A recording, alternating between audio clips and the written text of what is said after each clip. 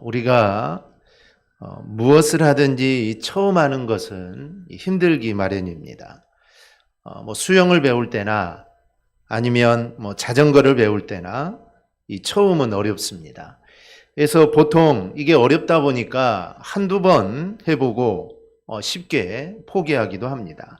그런데 한두 번 해보고 쉽게 포기하면 저와 같이 평생을 수영을 하지 못할 것입니다. 여러분 교회에서 이 대표기도 처음 대표기도 했던 때를 아마 기억하실 겁니다. 아마 많이 떨렸고 아마 내가 잘할 수 있을까 아마 걱정도 많이 했을 겁니다. 저도 처음으로 설교했던 그 시간들이 얼마나 떨었는지 모릅니다. 그런데 이렇게 처음이라는 것은 당연히 어렵기 마련입니다. 그리고 힘들게 느껴집니다. 근데 처음 하다 보면 남들보다 내가 좀 부족해서 내가 잘하지 못한다라고 이렇게 생각을 합니다. 하지만 그것은 부족한 것이 아니라 바로 단순히 처음 했기 때문입니다.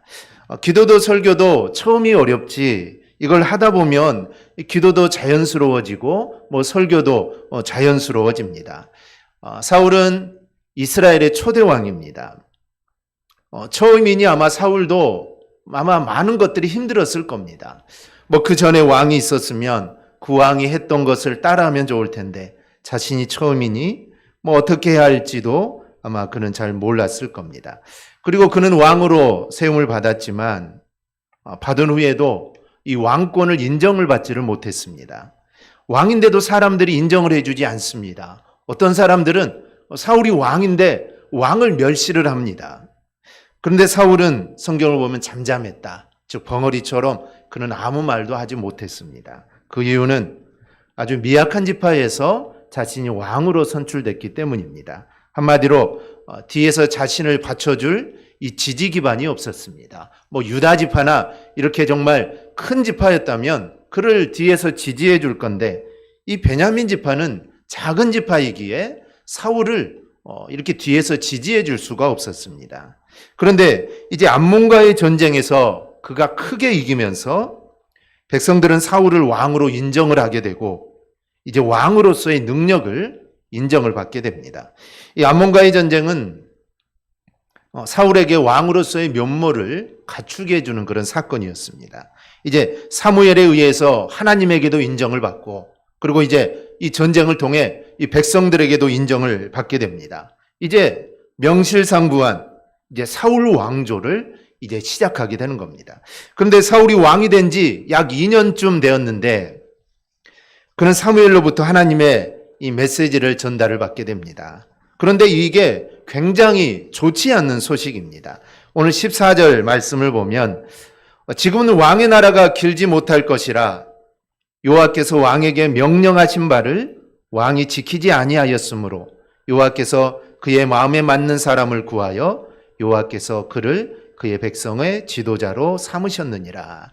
이 하나님의 말씀의 핵심은 이제 하나님께서는 사울을 패하고 다른 사람을 왕으로 세울 거라는 겁니다.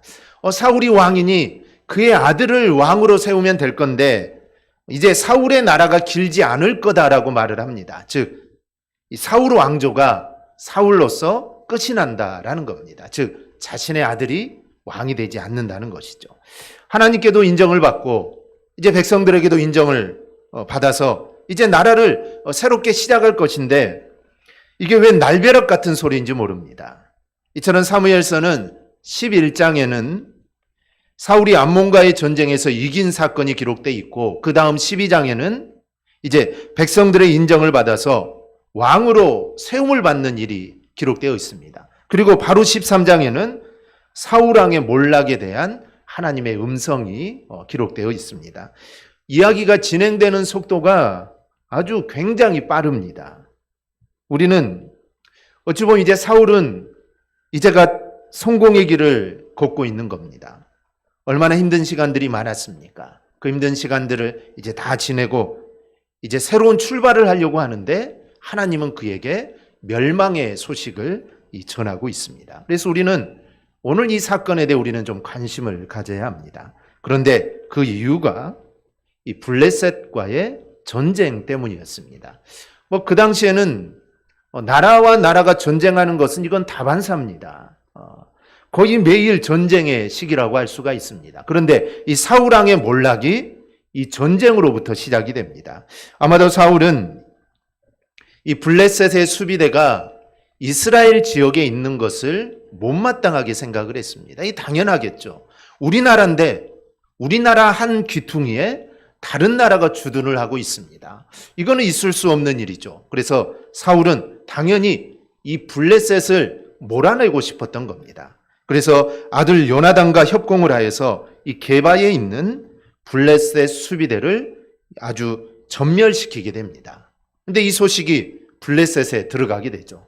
블레셋이 공격한 것도 아닌데 가만히 있는데 자기 나라 자기의 군사를 죽였으니 블레셋이 가만히 있을 수가 없습니다. 그래서 블레셋이 쳐들어오게 되죠. 이제 전면전에 들어서게 됩니다. 사울도 블레셋이 쳐들어온다는 소식을 듣고 나팔을 불어서 이스라엘 군사들을 모집을 하게 됩니다. 그런데 이제 전쟁을 하러 나가야 되는데 사무엘이 오지 않아서 하나님께 제사를 드리지 못하는 겁니다. 즉 하나님께 제사를 드리고 전쟁에 나가야 되는데 이 제사장인 사무엘이 오지를 않습니다. 그 사이 겁먹은 이스라엘 사람들은 다 흩어지게 되고 위기의식을 느낀 사울은 자신이 사무엘을 대신하여 이 제사를 드립니다. 사울이 크게 잘못한 것이 없어 보입니다.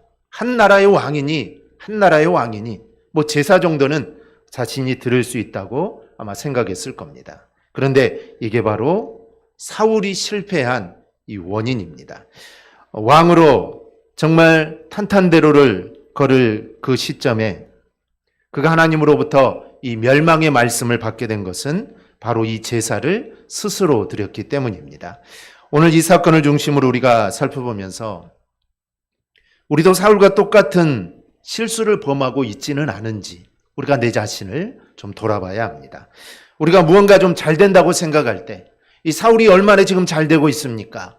암몬과의 전쟁에서도 이기고 이제 왕으로 추대도 받고 모든 것이 탄탄대로입니다. 그런데 이렇게 모든 것들이 잘한다고 여겨질 때 우리는 스스로를 엄격하게 돌아봐야 합니다. 그렇지 않으면 오늘 사울처럼 이렇게 방심하는 모습이 우리 안에 일어날 수 있습니다. 우리 이러한 사울의 모습을 보며 잊지 말아야 할 것이 있습니다. 먼저는 눈에 보이는 게 전부가 아니라는 점입니다. 사무엘이 제사를 지내는 사울에게 와서 이게 무슨 일이냐라고 묻습니다. 이게 무슨 일이냐?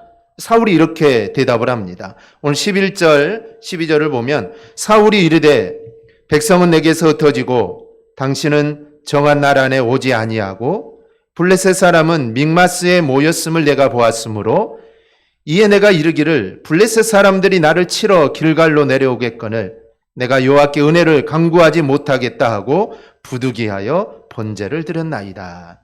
지금 사울의 눈에 보이는 것은 백성들이 도망가는 모습입니다. 이것은 사울이 나팔을 불러 이 백성들을 모집할 때와는 사뭇 다른 분위기입니다. 그들은 블레셋 군대를 보기 전까지만 해도 그들은 자발적으로 나와서 사울을 쫓았습니다. 그들이 이 사울의 부름에 응한 것은 이 전쟁에서 우리가 이길 수 있다라는 그 믿음이 있었습니다. 왜냐하면 이전의 전쟁인 암몬과의 전쟁에서 사울을 따랐더니 이 암몬을 크게 무찔렀기 때문입니다. 그래서 그때를 생각하며 우리가 이 블레셋 우리가 이길 수 있다라고 그들은 모인 겁니다. 그런데 이스라엘 백성들은 막상 블레셋 군대와 마주치자 자신들은 결코 이들을 이길 수 없다라는 생각을 하게 됩니다. 5절을 보면 병거가 3만이고 마병이 6천이고 보병은 해변에 모래같이 많았다. 직접 눈으로 보니 블레셋을 도저히 이길 수 없었던 겁니다. 게다가 그들의 손에 쥐어진 것은 철제 무기였습니다. 그런데 22절을 보면 이렇게 말하죠. 이스라엘 군사들 중에 철제 무기를 든 사람은 달랑 왕인 사울 자신과 왕자 요나단 뿐이었습니다. 블레셋은 모두 철제 무기를 들고 있는데 이스라엘은 철제 무기를 든 사람은 왕과 왕의 아들 둘밖에 없습니다. 그러니 이거는 전쟁을 할 수가 없는 상황입니다. 당시 이스라엘은 이 철을 재래라는 기술을 가지고 있지 못했습니다. 이 철을 재래라는 이 이 사람들을 블레셋이 다 데려가 버린 것입니다. 그래서 철기 기술이 없었던 이스라엘은 이 괭이나 삽이나 뭐 새스랑 도끼 등을 장만하려면 블레셋 사람들에게 가서 그것을 만들어 와야 하는 그런 실정입니다.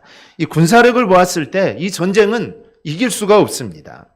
이스라엘이 이길 승산이 단 1%도 없었던 겁니다. 그런데 이것을 사울도 알고 있었고 이스라엘 백성도 모두 알고 있었습니다. 그러면 어떻게 해야 될까요? 이제 전쟁을 해야 되는데 이럴 때 전쟁은 하나님의 은혜가 있어야 합니다. 그래서 하나님의 은혜를 좀 받고서라도 전쟁에 나가야겠는데 이 사무엘이 오지 않습니다. 그리고 블레셋은 코앞까지 쳐들어와 있는 상황입니다. 그래서 겁먹은 이스라엘 백성들이 다 도망가기 시작합니다. 이렇게 그의 눈에 보이는 것이 뭡니까? 나약한 군사력, 무기 수준, 겁먹고 도망가는 자신의 군사들입니다. 무엇 하나 희망이 되는 것이 단 하나도 없습니다. 더구나 이스라엘 백성의 정신적인 지도자였던 이 사무엘이 오지를 않습니다. 뭐 하나 그의 눈에 믿을 만한 것이 없습니다. 우리가 사는 세상도 그렇습니다. 우리가 눈에 보이는 것만 따진다면 좋은 것보다는 정말 안 좋은 것들이 얼마나 많은지 모릅니다. 때로는 정말 없었으면 하는 것들만 우리의 눈에 보입니다. 그래서 우리 눈에 좋고 바람직한 것만을 우리가 보기를 바라는 것은 어찌 보면 이것은 불가능한 일인 줄도 모릅니다. 그래서 사람들은 대개 눈에 보이는 것을 가지고 판단을 합니다. 신앙의 모습도 마찬가지입니다. 우리가 그러면 안 되는데 우리가 눈에 보이는 모습들, 예배하는 것, 또 헌금하는 것, 또 봉사하는 것, 우리가 이런 것들만 보고 그 사람의 신앙을 우리가 판단할 때가 있습니다. 그리고 그것을 기준으로 판단했다가 낭패를 보는 경우들이 참 많습니다. 요즘 청년들 사이에 이 스펙을 쌓는 것도 그런 측면이 강합니다. 이 대학이나 기업에서 인재를 뽑을 때 이 다양한 스펙을 가진 사람들을 뽑습니다. 왜 그런 사람들을 뽑을까요? 그거는 이 다양한 경험을 익힌 사람들이 어떤 상황에 놓이더라도 그것을 아마 잘 헤쳐나갈 수 있을 거다라고 생각을 하기 때문입니다. 그런데 정말 이런 다양한 경험을 가진 스펙을 많은 사람을 뽑아도 그다지 문제 해결이 높지 않은 경우들이 많습니다. 왜 그럴까요? 이 스펙을 쌓는 것도 보여주기식으로 쌓기 때문입니다. 그래서 이력서상으로는 정말 스펙이 다양한데, 그리고 정말 보여주는 것은 정말 화려한데 실제로 현장에서는 이 별별 없는 경우들이 많습니다. 우리 운전면허들도 그런 경우가 있죠. 운전면허증은 있는데 한 번도 운전을 해본 적이 없습니다. 그러면 이 운전면허증은 없는 거나 마찬가지인 겁니다. 여러 자격증을 취득하는 것도 다 그렇습니다. 자격증을 따는 것도 보여주기 식으로 따다 보니 실제로 그 자격증을 가지고 그 일을 할 수 있는 일들은 많지 않다는 것입니다. 그러다 보니 스펙만 보고 사람을 뽑으면 기업들도 사람을 잘못 뽑게 되는 경우가 많습니다. 그럼에도 우리 사회는 이 보이는 것을 벗어나지 못하고 여전히 보이는 것만 추구하고 있습니다. 즉 아무리 그 분야에 정말 실력이 대단하고 정말 그 일을 정말 능수능란하게 한다라도 자격증이 없으면 그 사람은 그 일에 쓰임을 받을 수가 없습니다. 그게 바로 지금 우리의 이 사회의 모습입니다. 하지만 적어도 성도는 보이지 않는 것을 보려는 그런 마음을 우리가 가져야 합니다. 눈에 보이는 것을 외면할 수는 없지만 이 보이지 않는 실체에 대해서도 우리는 보려는 그런 마음이 있어야 합니다. 이 사울의 경우를 보면 그가 보고 있는 것들이 전부가 아니었습니다. 군사가 전부가 아닙니다. 무기가 전부가 아니죠. 전쟁은 하나님의 손에 달려있기 때문에 군사의 많고 적음은 아무런 의미가 없습니다. 내가 무기가 하나가 없어도 아무 문제가 없습니다. 이스라엘 백성이 출애굽을 하여서 그들이 얼마 되지 않아 아말렉과 전쟁을 치르게 되죠. 이 아말렉들은 정말 거인들이고 정말 전쟁에 능한 자들이었습니다. 그런데 이스라엘 백성은 400년 동안 노예 생활을 하다 왔으니 뭐 무기가 있겠습니까? 뭐 군사훈련을 받은 적이 있습니까? 하지만 그 전쟁은 이스라엘의 승리였습니다. 즉 전쟁은 하나님의 손에 달려 있는 것입니다. 그런데 사울은 지금 이 눈에 보이는 것들만 보고 있습니다. 만약 그게 전부다면 사울은 사무엘로부터 칭찬을 받아야 합니다. 왜냐하면 흩어지는 군사를 막고 군사의 사기를 올리는 일을 했기 때문입니다. 그러나 그게 전부가 아니었기 때문에 사울은 책망을 받게 된 것입니다. 사울은 보이지 않는 하나님을 바라볼 줄 알았어야 했습니다. 만약 전능하신 하나님을 그가 보았다면 그의 마음속에 일어나는 이런 보이는 것들로 인한 조급함을 그는 아마 가라앉힐 수 있었을 것입니다. 하나님이 보이지 않는다고 하나님이 없습니까? 그렇지 않습니다. 그는 보이지 않는 하나님은 계산에 없었습니다. 그리고 그의 머리에는 온통 정말 지금 눈에 보이는 것들만 가득 차 있게 됩니다. 우리의 삶도 마찬가지입니다. 우리는 보이는 것들이 전부라는 착각에서 우리는 벗어나야 합니다. 보이지 않는 것들이 있음을 알아야 합니다. 천국은 눈에 보이지 않습니다. 하지만 이 천국은 있습니다.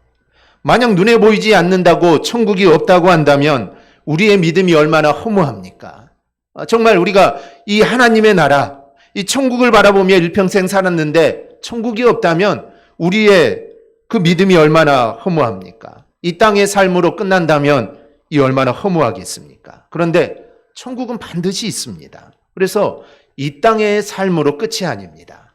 우리는 죽음 이후에 반드시 심판이 있고 우리는 천국에 가서 하나님과 영원한 삶을 살게 될 것입니다. 우리는 이 확신을 가지고 우리는 신앙생활을 해야 합니다. 그리고 하나님도 눈에 보이지 않습니다. 그렇다고 하나님이 없는 게 아니죠. 하나님 반드시 계십니다. 하나님이 없다면 우리의 믿음이 얼마나 허무하겠습니까? 하나님 반드시 계십니다. 즉 우리의 눈에 보이지 않는 그 하나님을 바라보고 또 그 천국을 바라보고 우리가 용기와 힘을 얻어야 합니다. 이게 바로 믿음이고 우리가 살아갈 길입니다. 둘째로 하나님의 사람은 하나님을 순전하게 의지해야 하는 것을 우리가 알아야 합니다.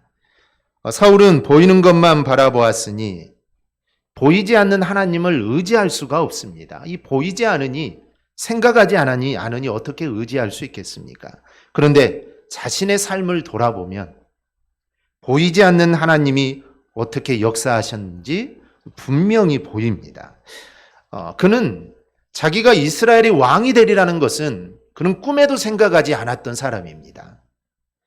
자신이 뛰어난 존재라고 생각해 본 적이 한 번도 없었고 또 자신의 가문이나 지파는 어디에 내놓을 만한 지파라고 생각한 적도 없습니다. 그럼 그가 이스라엘 왕이 되리라는 이 하나님의 말씀을 들은 것은 사무엘을 만나면서부터입니다. 그런데 그때도 그는 믿지 못했습니다. 이후 백성들로부터 제비 뽑기로 왕이 됐습니다. 그런데 그는 그런 확신할 수가 없었기에 왕이 뽑혔을 때도 그는 짐 뒤에 숨어 있었습니다. 그런 그를 왕으로 백성들 앞에 드러나게 하시는 분은 바로 보이지 않는 하나님이셨습니다.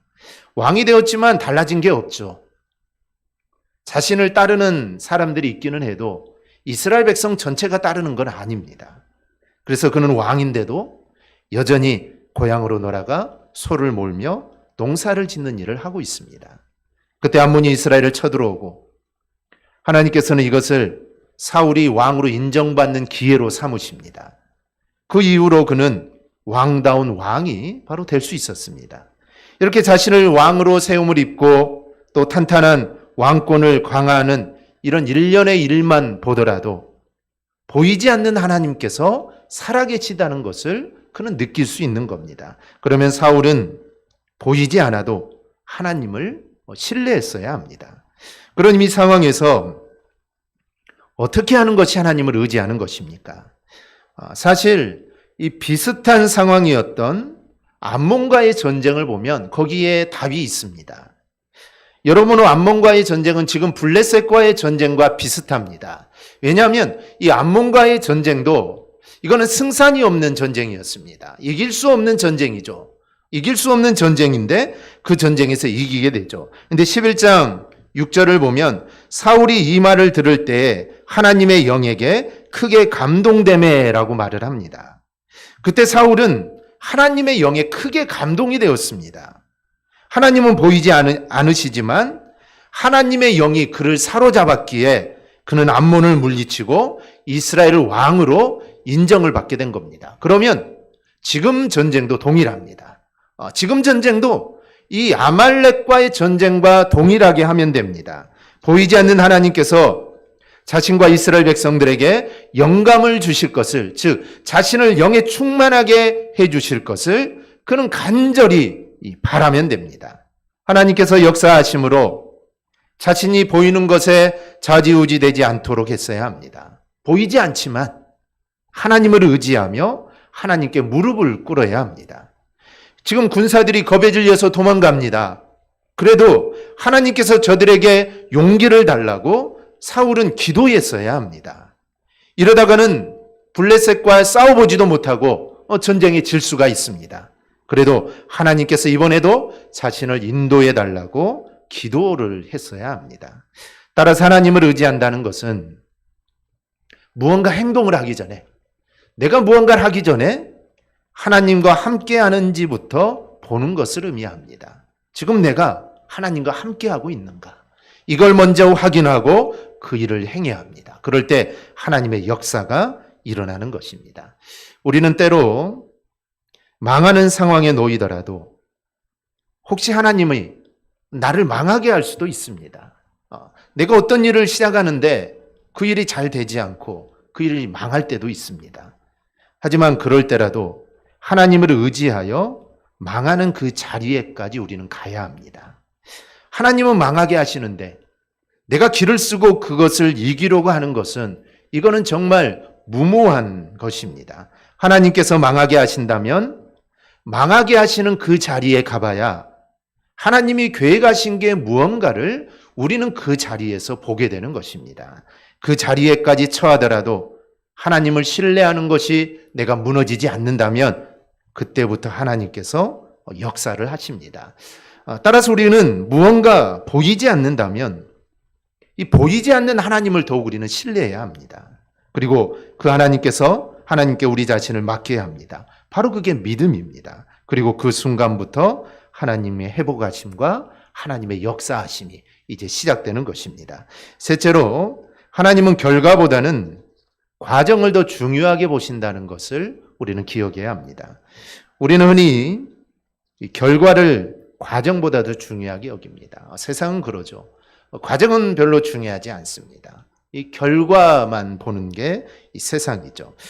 결과만 중요하게 여기는 입장에서 본다면 사울이 한 일은 잘한 일입니다. 왜냐하면 지금 이스라엘 백성이 흩어지고 있습니다. 그러면 이스라엘 백성들이 흩어지지 못하도록 그들을 하나로 모아야 합니다. 그런데 하나로 모으는 것은 하나님께 제사를 드리는 겁니다. 그러니 결과만 본다면 지금 사울은 아주 지혜롭게 잘한 것입니다. 우리는 예배라는 측면에서 우리가 생각해 본다면 우리가 예배에 부딪히게 되면 회사에서 근무 시간에 살짝 빠져나와서 예배 드리는 것을 우리는 잘했다고 칭찬하기도 합니다. 그런 관점에서 보면 사울은 참 잘한 것이죠. 그가 하려는 것이 다른 것이 아니라 예배를 하자는 것이기 때문입니다. 그러니 비록 사울은 제사장은 아니지만 그가 예배를 인도하는 것은 결과적으로 본다면 잘한 것이라고 이야기할 수 있습니다. 그런데 문제는 하나님께서는 예배드렸다는 이 결과만 보시느냐라는 것입니다. 우리가 가인과 이 아벨의 예배를 보면 둘 다 제사, 즉 하나님께 예배를 드렸습니다. 결과적으로 보면 그들은 부모님 말씀에 순종하고 또 하나님 말씀에 순종해서 예배를 드린 겁니다. 하지만 하나님은 아벨의 제사만 받았습니다. 왜 그러셨을까요? 과정을 보신 겁니다. 히브리서 11장을 보면 믿음으로 아벨은 가인보다 더 나은 제사를 드렸다라고 증언을 합니다. 아벨은 제사를 드리기 전에 믿음으로 잘 준비를 했습니다. 그렇다면 가인은 믿음으로 준비하지 않았다는 뜻이기도 합니다. 하나님은 그 과정을 받으신 겁니다. 그러므로 하나님께서도 중요하게 여기시는 것은 예배를 드리는 과정이 어떠했냐라는 것을 보는 겁니다.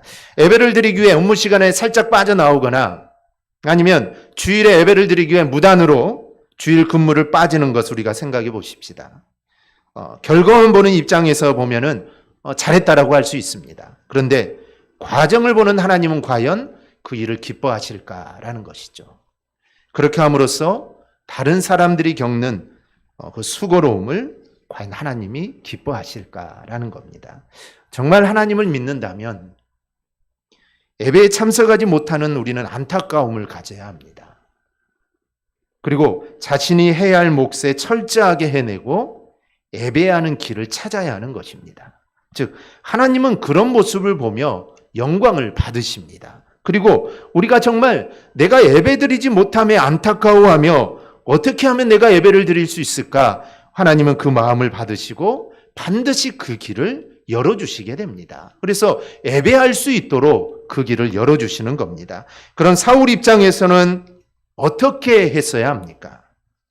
제사를 드린다는 이 결과에 집착하는 것이 아니라 내가 빨리 제사를 드려서 이스라엘을 하나로 모아야겠다. 이 결과에 집착하는 것이 아니라 사무엘이 어서 오기를 그는 무릎을 꿇고 기도를 했어야 합니다. 그래서 하나님께서 인정하시는 방법으로 내가 제사를 드려야겠다라는 것을 그는 사모했어야 합니다. 그렇게 하는 동안에 눈앞에 군사가 다 도망갈 수도 있습니다. 한 명도 남지 않을 수도 있습니다. 그러더라도 그렇게 해야 합니다. 하나님은 결과가 아니라 과정을 철저하게 이루는 것을 우리 하나님은 원하십니다. 다 도망을 가고 사울과 요나단만 남아도 하나님이 함께 하시면 그 전쟁은 이기게 되는 것입니다. 우리가 하는 일들도 마찬가지입니다. 우리가 결과로 눈가림하려고 해서는 절대로 안 됩니다. 그게 신앙과 연결된 것이라도 마찬가지입니다. 오히려 우리는 이 과정에 충실함으로 실패할 수밖에 없다면 정말 내가 이 과정은 정말 철저하게 잘했는데 이게 실패를 했습니다. 그런데 그 실패를 받아들이는 것도 바로 이게 바로 믿음입니다. 하나님이 함께 해주시기만 하면 됩니다. 그 결과가 어떠하든 그 과정을 통해서 하나님이 함께 하시고 내가 하나님 안에 거하기만 하면 됩니다. 그러면 그 실패는 실패가 아닙니다. 왜냐하면 하나님은 반드시 역전시켜 주시기 때문입니다. 그 하나님을 믿고 우리가 나아가면 되는 겁니다. 우리에게도 이런 신실하신 하나님을 믿는 이 믿음이 충만하기를 소망합니다. 우리는 초대왕의 실패를 살펴보았습니다. 얼마 지나지도 않았는데 사울은 실패했습니다. 2년밖에 지나지 않았습니다. 그 2년이라는 세월도 그가 왕궁에 앉아서 그 나라를 다스린 것도 아닙니다. 그 2년이라는 기간 안에는 그가 고향으로 놀아가 서로 농사를 짓는 기간도 포함되어 있고 아몬과의 전쟁도 포함되어 있습니다. 그래서 온전하게 왕의 위치에 있었던 게 아닙니다. 그런데 2년밖에 되지 않았는데 그는 실패했습니다. 그 이후에도 그는 왕이 계속 있었지만 이미 하나님이 그를 버린 것입니다. 그런데 그의 실패는 사실 믿음의 실패입니다. 그의 믿음이 실패한 것입니다. 눈에 보이는 것만 따라갔기에 나타나는 결과입니다. 보이지 않는 하나님을 보지 못했기 때문에 나타난 결과입니다. 과정에 충실하지 않고 정말 이 결과에 급급했기에 나타나는 결과입니다. 그렇다면 우리는 성도답게 서는 일이 무엇인지 확실해집니다. 오늘 사울을 통해 우리가 성도답게 서는 일은 과연 무엇일까? 그것은 보이지 않는 하나님을 바라보며 나가는 것입니다. 즉 눈에 보이는 것을 바라보는 것이 아니라 정말 내 앞에 지금 있는 것을 바라보는 것이 아니라 눈에 보이지 않지만 나와 함께 하시는 그 하나님을 의지하고 하나님을 바라보며 나가는 것입니다. 그리고 과정이 하나님을 기쁘시게 해드리는 것이 되어야 합니다. 이 결과만이 아니라 정말 그 되어지는 과정이 과연 하나님이 기뻐하실까? 하나님을 기쁘시게 해드려야 됩니다. 이렇게 살아갈 때 우리가 성도다운 모습이 바로 되는 것입니다. 오늘 사울의 실패를 우리가 살펴보았는데 오늘 사울의 실패를 우리가 타산지석 삼아 우리가 눈에 보이는 것만 바라보고 또 의지하는 것이 아니라 눈에 보이지 않지만 우리와 늘 함께 하시는 그 하나님을 우리가 바라봄으로 하나님이 인도하시는 대로 살아가는 저와 여러분이 꼭 되기를 주님의 이름으로 축원합니다. 아멘. 기도하겠습니다.